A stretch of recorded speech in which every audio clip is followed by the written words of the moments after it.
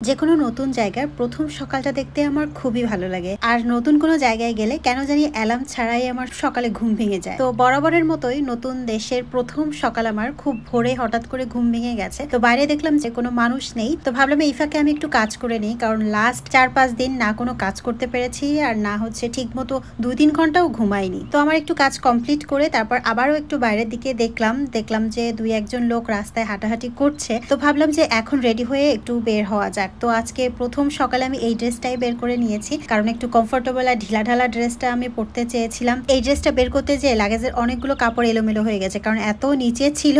তো এটা বের করতে যে উপরের কাপড় সব উল্টাপাল্টা হয়ে গেছে।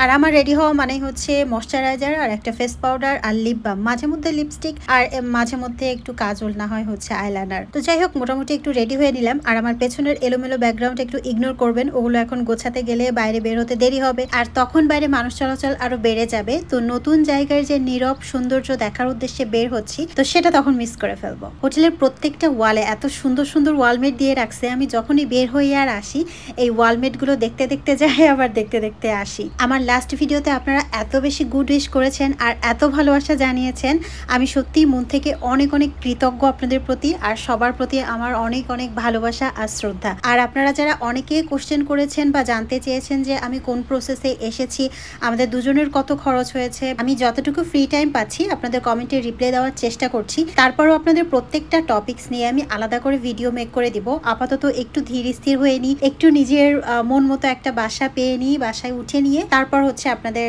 সবগুলো অ্যান্সার, কিভাবে আসবেন, একা কিভাবে প্রসেস করবেন, কত টাকা খরচ হয়েছে, এখানে এসে কি কি সুবিধা পাবেন, কি কি অসুবিধা ফেস করতে হয়েছে, তো সবকিছু নিয়ে ডিটেলসে ভিডিও আমি করে দেবো ইনশাল্লাহ। তো যাই হোক, বাইরে বের হয়ে চারপাশটা বেশ ভালো লাগছে, নতুন জায়গা আর মানুষজনও 2-1 জন বের হয়েছে। দোকানপাটও খুব একটা খোলেনি। আমি হোটেল থেকে বের হয়ে সোজা হেঁটেছি যে আবার সোজাই ব্যাক করব, যেহেতু চিনি না, হারায় গেলে তো সমস্যা। হাঁটতে হাঁটতে একটা 4 রাস্তার মোড়ে চলে আসছি। তো এখানে দাঁড়িয়ে আমি দেখছিলাম যে ওরা রোড সিগন্যালটা কিভাবে মেনটেন করে।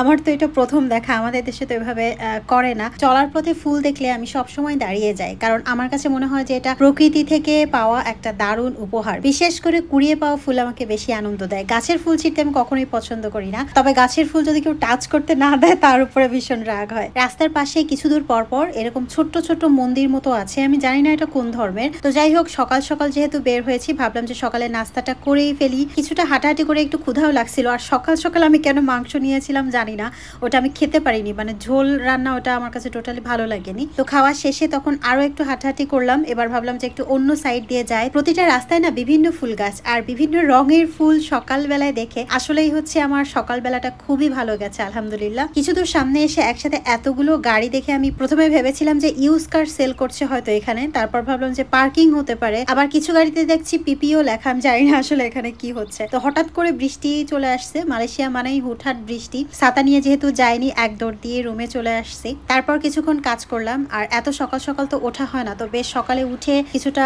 ঘোরাঘুরি করে এখন বেশ ঘুমও পাচ্ছিল। তো ওই সময়টাই আসলে ঘুমিয়ে পড়েছিলাম। তো ঘুম থেকে উঠেই দেখি 5-6টা বেজে গেছে। তখন বাইরে যে একটু ফল আর হচ্ছে টিস্যু, তারপর হচ্ছে পানি, এগুলোই কিনে নিয়ে আসলাম। যারা অনেকদিন থেকে আমাকে ফলো করেন তারা তো জানেন আমি প্রচন্ড আকারের ফ্রুট লাভার। এখানে আশফলগুলো প্রচন্ড মিষ্টি আর বেশ বড় বড় ছিল। আর আশফলের ওই এক বক্স নিয়েছিল হচ্ছে 7 টাকা, যেটা হচ্ছে বাংলাদেশি টাকায় প্রায় 200 টাকা। আপেল কত নিয়েছিল ভুলে গেছি। আর পাশে যে বাঙালি হোটেলটা ছিল, বিকালে বা সন্ধ্যার দিকে এই যে পেঁয়াজি আর হচ্ছে পুরি বিক্রি করে, তো দেখে লোভ সামলাতে পারলাম না। আর এই লাল আঙ্গুরের এই বক্সটা নিয়েছিল হচ্ছে 5 রিঙ্গিত, যেটা আমাদের দেশের টাকায় হচ্ছে 145 টাকা মেবি এরকম হতে পারে। এই ফলটার দাম মনে হয় আমাদের দেশের থেকে একটু কমই পড়লো মনে হয়, তাই না? আর পানি নিয়েছিলাম এই যে 5 লিটারের একবারে। একটা ডাব কিনেছিলাম, যেটা কেটে কুটে যে পলিথিনে দিছে, এটা আমার কাছে খুবই ফানি লাগছে। তো যাই হোক, ডাবের পানিটা খেয়ে এখন ভাবলাম যে একটু রুমটা গোছাই, কারণ অনেক কাজ বাকি আছে। আমি আসার সময় যে বেডশিটটা নিয়ে আসছিলাম সেটা হচ্ছে বেডের উপরে বিছিয়ে দিয়েছি, কারণ সাদা বিছানা চাদরে আমার শুধু ঘুম পাচ্ছিল। শুধু ঘুমালে তো হবে না, কাজও করতে হবে। আর রুমটাও গুছিয়ে ফেললাম।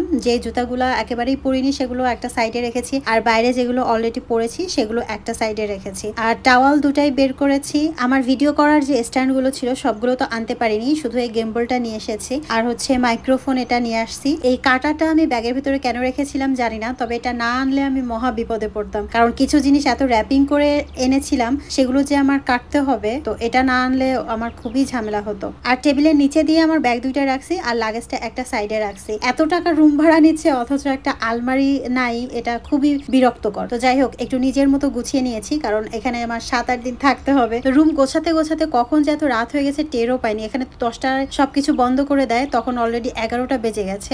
আমি সেই সকালে 2টা রুটি খেয়েছিলাম, আর দুপুরে ক্ষুধা লাগেনি। ঘুম থেকে উঠে ডাবের পানি খাওয়ার পরে তো ক্ষুধাই লাগেনি। তো ভাবছিলাম যে রাত 8টা-9টার দিকে পাশে যে বাঙালি হোটেল আছে ওখান থেকে খেয়ে আসবো, কিন্তু কখন যে 11টা বেজে গেছে। তো তখন আমি বুঝছি আজকে আমার ফলময় রাত যাবে, আর কিছু করার নেই এখন। তো প্রত্যেকটা ফল থেকে অল্প অল্প কিছু নিয়ে নিলাম, যতটুকু পেরেছি ভালোভাবে ধোয়ার চেষ্টা করেছি। আর এই ছোট্ট 2টা বাটি কি মনে করে যে ব্যাগের ভেতরে নিয়ে আসছিলাম। তো যাই হোক, বাসা নেওয়ার পর আস্তে আস্তে কিনবো সব, তবে অনেক বেশি কিনবো না। তো সকালে হচ্ছে রুটি আর রাতে হচ্ছে ফল, এই হচ্ছে আমার সারাদিনের খাওয়া দাওয়া গেল। তো যাই হোক, প্রথম দিন যেমনই গেছে আলহামদুলিল্লাহ ভালোই গেছে। এখন আমি আমার কাজে বসছি। হঠাৎ করে আতশবাজি সাউন্ডে না ভয় পেয়ে গেছি। তো জানালা দিয়ে বাইরে তাকিয়ে দেখলাম যে একদম কাছেই আতশবাজি ফুটাচ্ছে। আমি অনেক ট্রাই করলাম যে কে ফুটাচ্ছে এটা দেখার জন্য, বাট এটা অটোমেটিক হচ্ছে। হয়তো আজকে আমার মালয়েশিয়াতে প্রথম দিন, তাই এই সেলিব্রেশন। জোকস দ্য পার্ট, এখানে কিছুদিন পরপরই এমন আতশবাজি ফোটায় এক এক জায়গা থেকে। তো নতুন একটা জিনিস দেখে বেশ ভালোই লাগলো। তো ঠিক আছে, আজকে এ পর্যন্তই। সবাই ভালো থাকবেন আর নিজের ড্রিম পূরণে নীরবে হার্ড ওয়ার্ক করে যাবেন।